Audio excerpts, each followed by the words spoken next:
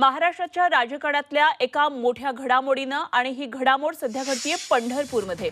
पंढरपुरातल्या मार्कडवाडीमध्ये मतदानाची प्रक्रिया सुरू झाली आहे आणि काही क्षणामध्ये बॅलेट पेपरवर या ठिकाणी मतदान होणार आहे। मार्कडवाडीमध्ये मतदानाची तयारी पूर्ण झाली आहे। बॅलेट पेपरवरच्या मतदानाला प्रशासनानं विरोध केलेला आहे। मार्कडवाडीमध्ये जमावबंदीचे आदेश सुद्धा लागू झालेले आहेत आणि 5 डिसेंबरपर्यंत या परिसरामध्ये जमावबंदी असणार आहे। पंढरपूरमधल्या माळशिरस तालुक्यातल्या मार्कडवाडी हे गाव आहे आणि बॅलेट पेपरवर मतदान या ठिकाणी व्हावं अशी ग्रामस्थांची इच्छा आहे आणि प्रशासनाच्या विरोधानंतर सुद्धा बॅलेट पेपरवर मतदानासाठी गावकरी ठाम आहेत आणि मतदानाची प्रक्रिया आता सुरू होतीये। प्रताप नाईक आमचे प्रतिनिधी आपल्या बरोबर आहेत आणि थेट जाणून घेऊया काय नेमकी मार्कडवाडीमधली सध्याची माहिती आहे। प्रताप, काय नेमकं मार्कडवाडीमधलं वातावरण आहे आणि बॅलेट पेपरवर मतदान सुरू होण्याची जी प्रक्रिया आहे ती सुरू झाली आहे का?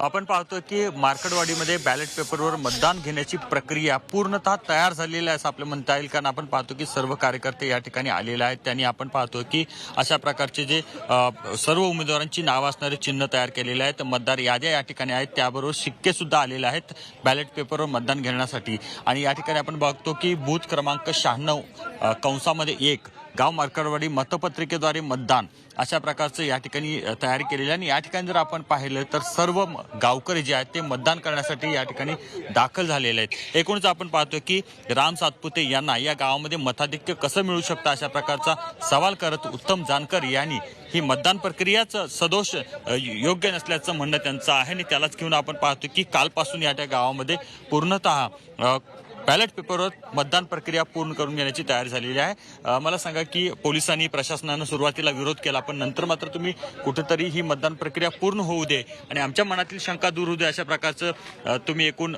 मत नोंदवलेलं आहे। काय झालेलं आहे, तुम्ही मतदान प्रक्रिया पूर्ण करून घेणार आहात?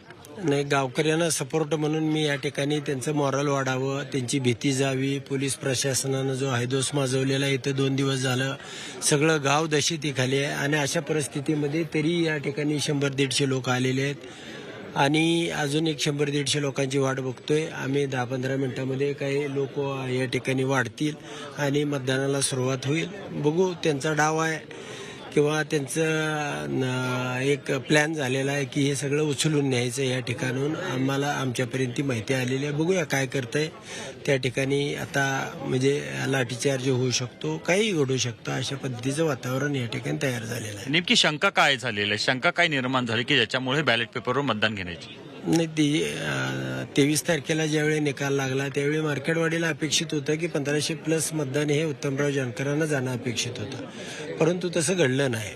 मग ईव्हीएम मध्ये घोटाळा आहे का आणि मग आपण बॅलेटवरती मतदान घेऊया आणि त्याची पडताळणी करूया। प्रशासनाला याची अडचण काय किंवा आम्ही गाव जर मताची पडताळणी करत असेल, मीडियामार्फत करत असेल, मीडियाच्या देखरेखीखाली करत असेल तर या ठिकाणी एक बी मत आम्ही बोगस करणार नाही। आणि मग असं असताना प्रशासनानं ही दहशत माजवायची आणि आमच्यावरती हे करायचं कारण काय, अशा पद्धतीची भूमिका गावकऱ्यांची आहे। आपण पाहिलं की उत्तम जानकर यांचं म्हणणं आहे की प्रशासन या प्रक्रियेला का घाबरतं अशा प्रकारचा सवाल त्यांचा आहे।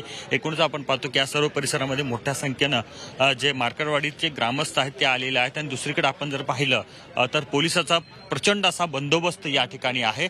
तर या ठिकाणी आपण जर पाहिलं तर पूर्णतः यंत्रणा सज्ज ठेवण्यात आलेली आहे, पण हे कुठंतरी पोलीस प्रशासन रोखण्यासाठी पूर्ण प्रयत्न करेल असं उत्तम जानकर यांचं म्हणणं आहे। त्यामुळे अवघ्या काही वेळेतच प्रत्यक्ष मतदानाला सुरुवात होईल आणि जर मतदान प्रक्रिया पूर्ण झाली तर सायंकाळच्या सुमारास या ठिकाणी मतमोजणी केली जाणार आहे। त्याच्यामध्ये नेमकं काय घडतं हे खूप मोठी औत्सुक्याची गोष्ट या ठिकाणी म्हणावी लागेल। खरंय, देशामधलं खरं तर हे पहिलं असं गाव ठरेल की अशा प्रकारची मतदान प्रक्रिया राबवली जाते। प्रताप, एकंदरीतच गावकऱ्यांमध्ये किती मोठा उत्साह या मतदान प्रक्रियेला धरून दिसतोय?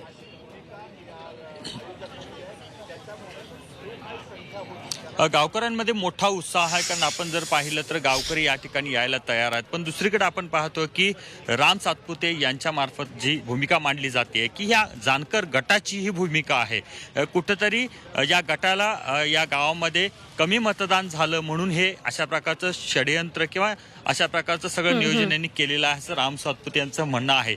प्रत्यक्षात त्यांनी प्रतिक्रिया कॅमेरावर दिलेली नाही, पण त्यांचं म्हणणं असं आहे की जर या गावामध्ये मी विकास कामं केली असतील तर त्याला मतदान मला अधिक मिळणार होतं. मग उत्तम जानकर यांना खटकण्यासारखं काय, अशा प्रकारचा सवाल त्यांनी उपस्थित केलेला आहे. पण दुसरीकडे मात्र गेल्या अनेक निवडणुकांमध्ये या ठिकाणी आपल्याला मताधिक्य मिळाले. मग यावेळच्या निवडणुकांमध्ये मला मताधिक्य कसं काय मिळू शकत नाही, कारण लोकसभेला जवळपास 80% लोकांनी कमळाच्या विरोधात मतदान केलंय. मग या गावामध्ये कमळाला मताधिक्य कसं मिळू शकतं, अशा प्रकारचा सवाल त्यांचा आहे. ठीक, एकंदरीतच वेगळ्या प्रकारची प्रक्रिया हे गाव सध्या राबवतंय, त्यामुळे संपूर्ण महाराष्ट्राचं काय देशाचं सुद्धा लक्ष आता मार्कडवाडीकडे लागलेलं आहे. धन्यवाद प्रताप, दिलेल्या सगळ्या सविस्तर माहितीसाठी आणि वेळोवेळी आपल्याकडून या संदर्भातली ताजी माहिती जाणून घेत राहू. तूतच धन्यवाद.